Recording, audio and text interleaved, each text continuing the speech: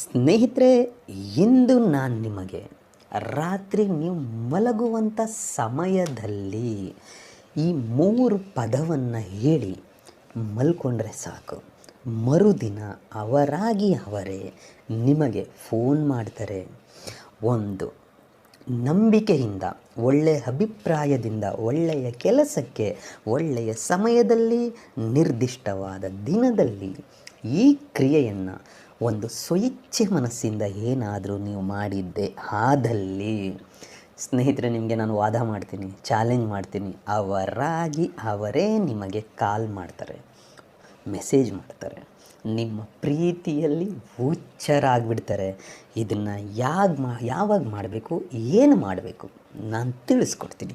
ಅದಕ್ಕೂ ಮುಂಚೆ ನನ್ನ ಚಾನಲನ್ನು ಸಬ್ಸ್ಕ್ರೈಬ್ ಮಾಡಿಲ್ಲ ಅಂದರೆ ಸಬ್ಸ್ಕ್ರೈಬ್ ಮಾಡಿ, ಲೈಕ್ ಮಾಡಿ, ಶೇರ್ ಮಾಡಿ, ಹಾಗೆ ಬೆಲ್ ಐಕಾನ್ ಬಟನ್ ಪ್ರೆಸ್ ಮಾಡೋದನ್ನ ಮರಿಬೇಡಿ. ಏಕೆ ಅಂದರೆ ಮುಂದೆ ನಾನು ಏನು ವೀಡಿಯೋಸ್ ಬಿಡ್ತೀನೋ ಅದು ಎಲ್ಲರಿಗಿಂತ ಮುಂಚೆ ನಿಮಗೆ ಬಂದು ಸೇರುತ್ತೆ. ಸ್ನೇಹಿತರೆ, ಬನ್ನಿ, ಇದನ್ನು ಇಂಥ ದಿನ ಅಂತ ಏನಿಲ್ಲ, ಯಾವತ್ತು ಬೇಕಿದ್ದರೂ ಮಾಡ್ಬೋದು. ಆದರೆ ಇದರ ನಿರ್ದಿಷ್ಟವಾದಂಥ ಸಮಯ ಅಂತ ಹೇಳಿದ್ರೆ ರಾತ್ರಿ ಮಲಗುವಾಗ ನಿಮ್ಮ ಬೆಡ್ಡಿನ ಮೇಲೆ ಕುಳಿತು ಇದನ್ನು ಈ 3 ಪದವನ್ನು ನೀವು ಹೇಳಬೇಕಾಗುತ್ತೆ.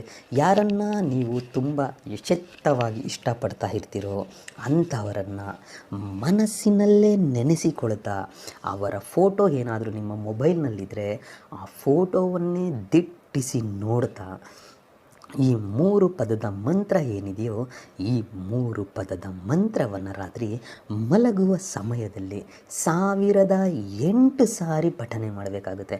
ಪಠನೆ ಮಾಡಿ ಏನು ಮಾಡೋಕ್ಕೋಗ್ಬಿಡಿ, ಮಲ್ಕೊಂಡ್ಬಿಡಿ.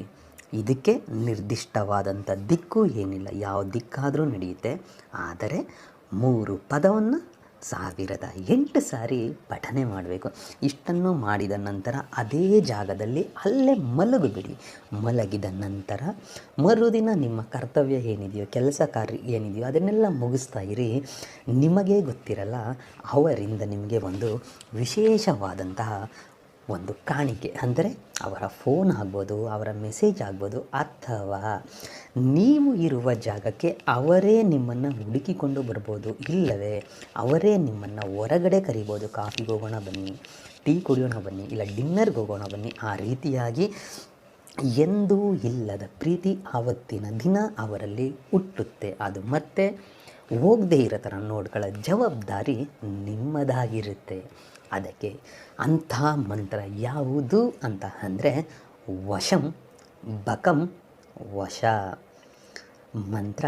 ಇನ್ನೊಮ್ಮೆ ಹೇಳ್ತೀನಿ ನೋಡಿ ಸ್ನೇಹಿತರೆ, ವಶಂ ಬಕಂ ವಶ. ಈ 3 ಪದವನ್ನು ಹೇಳುವ ಸಮಯದಲ್ಲಿ ನಿಮ್ಮ ಮನಸ್ಸಿನ ಪೂರ್ತಿ ಅವರೇ ತುಂಬಿರಬೇಕು. ಎರಡನೆಯದಾಗಿ, ಅವರ ಫೋಟೋ ಏನಾದರೂ ನಿಮ್ಮ ಮೊಬೈಲ್ನಲ್ಲಿ ಇದ್ದರೆ ಅಥವಾ ನಿಮ್ಮ ಹತ್ರ ಪಾಸ್ಪೋರ್ಟ್ ಫೋಟೋ ಯಾವುದಾದ್ರೂ ಇದ್ದರೆ ಆ ಫೋಟೋವನ್ನೇ ದಿಟ್ಟಿಸಿ ನೋಡ್ತಾ ಈ ಕ್ರಿಯೆಯನ್ನು ಮಾಡಬೇಕು. ಪರವಾಗಿಲ್ಲಪ್ಪ, ಮಂತ್ರ ಸಿಕ್ಕಿದೆ ಅಂತ ಹೇಳಿ ಗುರುಗಳು ಕೊಟ್ಟಿದ್ದಾರೆ ಅಂತೇಳಿ ಸಿಕ್ಕವರ ಮೇಲೆ ಪ್ರಯೋಗ ಮಾಡಬೇಡಿ. ಏಕೆ ಅಂತ ಹೇಳಿದರೆ ಒಳ್ಳೆಯ ಕೆಲಸಕ್ಕೆ, ಒಳ್ಳೆಯ ಕಾರ್ಯಕ್ಕೆ ಇದನ್ನು ಮಾಡಿದರೆ ನಿಮಗೆ ಫಲಿತಾಂಶ ಸಿಗುತ್ತೆ. ಸುಮ್ಮನೆ ಅನ್ನೆಸೆಸರಿ ಬೇಜವಾಬ್ದಾರಿಯಿಂದ ಬಿಡು ಮಂತ್ರ ಸಿಕ್ಕಿದೆ, ಸಿಕ್ಕವರನ್ನು ನಾವು ವಶ ಮಾಡ್ಕೊಂಡು ಅಂದ್ಕೊಂಡು ಯಾರ ಮೇಲಾದರೂ ಪ್ರಯೋಗ ಮಾಡಿದ್ರೆ ಅದರಲ್ಲಿ ತೊಂದರೆ ನಿಮಗೆ ಕಟ್ಟಿಟ್ಟ ಬುತ್ತಿ. ಸ್ನೇಹಿತರೆ, ಯೋಚನೆ ಮಾಡಿ ಈ ಪ್ರಯೋಗವನ್ನು